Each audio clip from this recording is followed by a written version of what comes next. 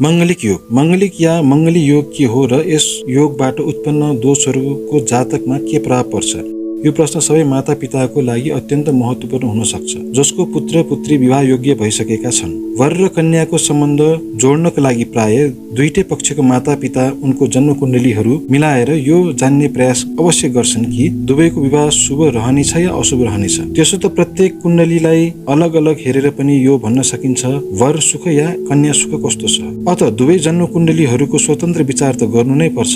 त्यसबाहेक शरीर सुख, सन्तान भाव, पति या स्त्री सुख, भाग्य र राजयोग आदि कुन कुन भाव राम्रो छ, यस विषयमा पनि दुवैको कुण्डलीहरूद्वारा विचार गर्नुपर्छ। ज्योतिष शास्त्रमा स्त्री र पतिनाशक योगहरूको बारेमा विस्तृत रूपमा विवरण पाइन्छ। जन्म कुण्डलीको प्रथम, चतुर्थ, सप्तम, अष्टम र द्वादश 12औं भावमा पाप ग्रहहरू हुनु पति या पत्नी नाशक भनिएको छ। यी भावहरूमा पुरुषहरूको कुण्डलीमा मङ्गल हुनाले समङ्गल माङ्गलिक र स्त्रीको कुण्डलीमा मङ्गल हुनाले मङ्गलिक हुन्छ।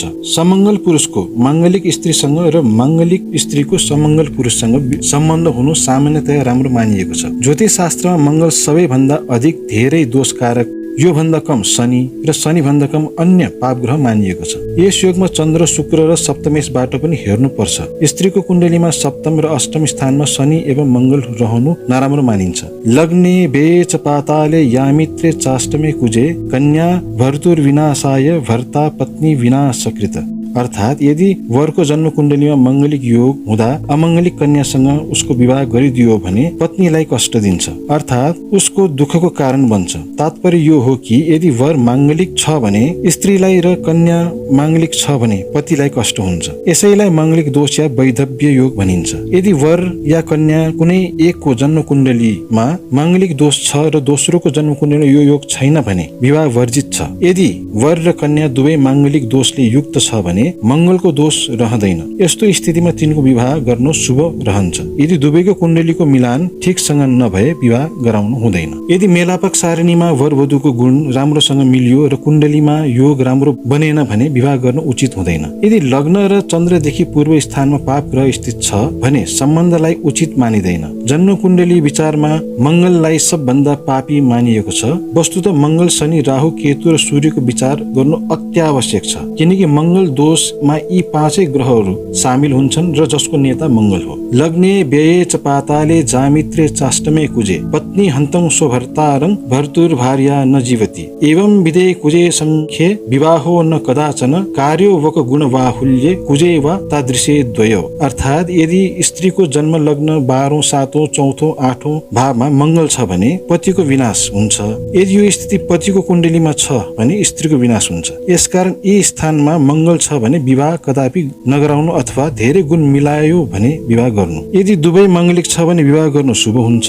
त्यसो त ज्योतिषहरूको महत्त्वपूर्ण ग्रन्थहरूमा माङ्गलिक दोषको सम्बन्धमा कुनै खास परिभाषा छैन। वस्तुतः पराशर, जैमिनी, माणिक्य, वैद्यनाथ र बरारमहिर आदि ऋषिहरू र आचार्यहरूले माङ्गलिक दोषको विषयलाई अधिक महत्त्व दिएका छैनन्। तर पछिल्ला ज्योतिष लेखकहरूले माङ्गलिक योगको बारेमा लेखेका छन् भने मात्र दक्षिण भारतीय ग्रन्थ देव केरलममा मङ्गल दोषको विवरण भेटिन्छ। फलदीपिकामा भनिएको छ कि सप्तम स्थान वर वधुको हो। सप्तममा मङ्गल हुनाले जातक जातिका प्रबल माङ्गलिक हुन्छन्। यसकारण श्रीमान वा श्रीमतीलाई कष्ट हुन्छ। तर यदि श्रीमान श्रीमती दुवै माङ्गलिक छन् भने माङ्गलिक दोष हुँदैन। यदि कोही व्यक्ति माङ्गलिक छ भने माङ्गलिक कन्यासँग नै विवाह गर्नुपर्छ।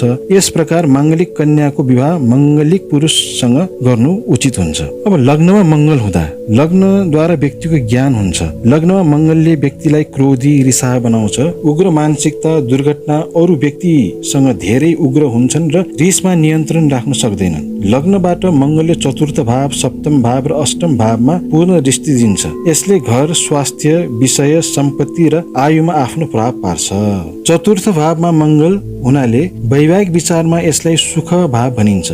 चतुर्थ भावको मङ्गल अचल सम्पत्तिको लागि पूर्ण उत्तम हुन्छ, तर पारिवारिक सुख शान्तिमा बाधा उत्पन्न गर्ने हुन्छ। चतुर्थ भावबाट सप्तम भावमा पूर्ण दृष्टि दिन्छ। यसको कारणले जीवन साथीसँग धेरै मतभेद उत्पन्न भइरहन्छ। अब सप्तममा मङ्गल, सप्तम भाव वैवाहिक विचारमा यो भाव अत्यन्त महत्त्वपूर्ण छ। यसबाट वैवाहिक सुख, जीवन साथीको स्वभाव आदिको बारेमा विचार गरिन्छ। त्यसैले यो भाव अत्यन्त विचारणीय छ। यसबाट मङ्गलले लग्न भाव र कुटुम्ब भावलाई दृष्टि दिन्छ। यसकारण रोग, दुर्घटना, कुटुम्बहरूसँग लडाई झगडा इत्यादि हुन्छ। अब अष्टम भावको मङ्गल, अष्टम भावबाट विघ्न, बाधा, आयु, मृत्युको कारण आदिको विचार हुन्छ। मङ्गलको अष्टम भावमा हुनु अत्यन्त अनिष्टकारी हुन्छ। यस भावको सम्बन्धमा प्राय सबै शास्त्रकारहरूले अनिष्ट भनेको छ। ज्योतिषको पितामह पराशर भन्नुहुन्छ, मृत्ये धननाशं पराभवम, अर्थात् धन हानि र पराजय हुन्छ भनिएको छ। अब द्वादश भावको मङ्गल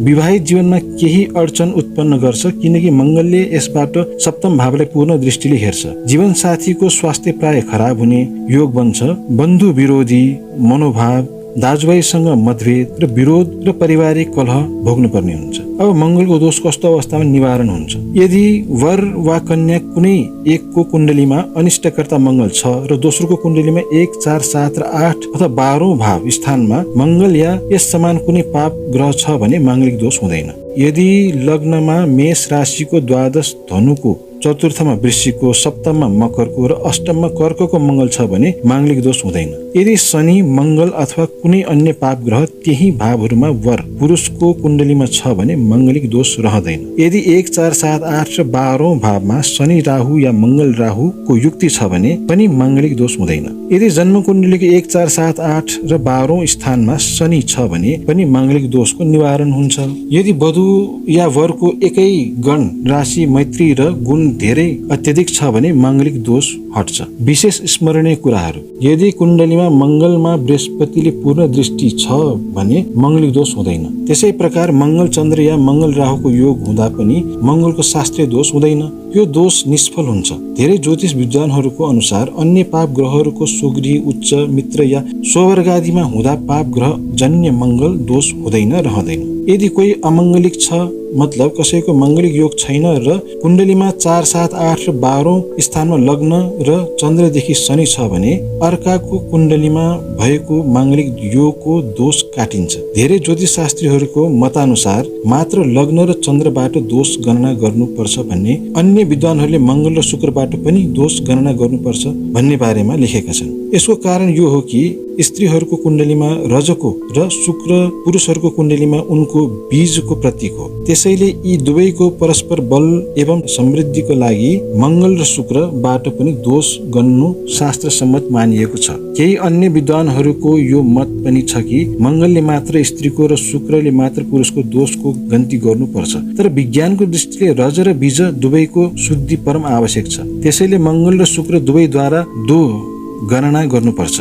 जन्म कुण्डलीमा 1, 4, 7, 8 र 12औंमा मङ्गल छ र यदि मङ्गलको ग्रह दशा विवाह भन्दा पहिला भोग नै भइसकेको छ या मङ्गल तुल्य कुज ग्रहको दशा बितिसकेको छ भने पनि दोष योग लाग्दछ। यदि मङ्गलमा शुभ ग्रह या बुधको दृष्टि छ अथवा मङ्गल शुभ ग्रह बुध या बृहस्पतिको साथमा छ भने पनि माङ्गलिक दोष लाग्छ।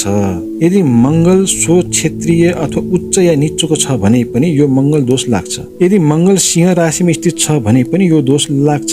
यदि मङ्गल शुक्र, गुरु या बुधको साथमा छ भने पनि यो दोष लाग्दछ। मङ्गलको शुभ फल, माङ्गलिक दोषको सधैँ अशुभ फल हुँदैन, यसको केही शुभ फल पनि हुन्छ। जस्तै यदि वृश्चिक लग्नको मङ्गल लग्नदेखि 7औं घरमा छ भने जातकको लागि हानिकारक हुँदैन। तर यदि मङ्गल 8औं र 12औं घरमा छ भने अलि सावधान हुनुपर्छ। तुला लग्नको लागि लग्नदेखि 7औं घरको मङ्गल उत्तम हुन्छ। यसले अनेक प्रकारको सुख सुविधाहरू दिन्छ। तर यदि मङ्गल 12औं घरमा स्थित छ भने समस्त सुखको नाश गर्छ। कन्या लग्नमा 8औं र 12औं घरमा मङ्गलले राम्रो परिणाम, विजय एवं दीर्घायु प्रदान गर्छ। तर 4औं र 7औं घरको मङ्गलले कष्ट दिन्छ। सिंह लग्न भएको व्यक्तिको लागि मङ्गल सबैभन्दा धेरै शुभ मानिएको छ। लग्न र 4औं घरमा मङ्गलले भौतिक सुख दिन्छ, तर 8औं र 12औं घरको मङ्गल कष्टदायी सिद्ध हुन्छ। मिथुन लग्नमा 12औं र 8औं घरको मङ्गलले शुभ फल दिन्छ। कर्क लग्नको मङ्गल विशेष उपयोगी तथा परिणामदायक हुन्छ। कुम्भ लग्नको लागि 12औं घरको मङ्गल शुभ फलदायक हुन्छ। मीन लग्नको लागि लग्न 4औं तथा 7औं घरको मङ्गल हानिकारक हुँदैन, बरु 8औं र 12औं घरको मङ्गल कष्टदायक हुन्छ।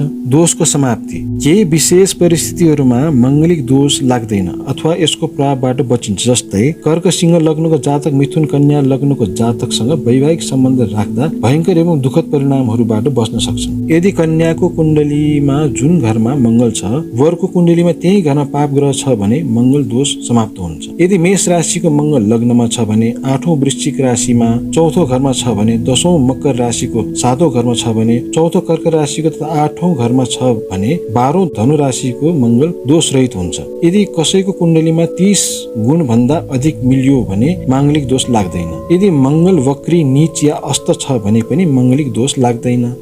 वर र कन्याको राशि फल तथा अंशाधिपतिहरूको मित्रता छ भने सबै गुण दोष समाप्त हुन्छ।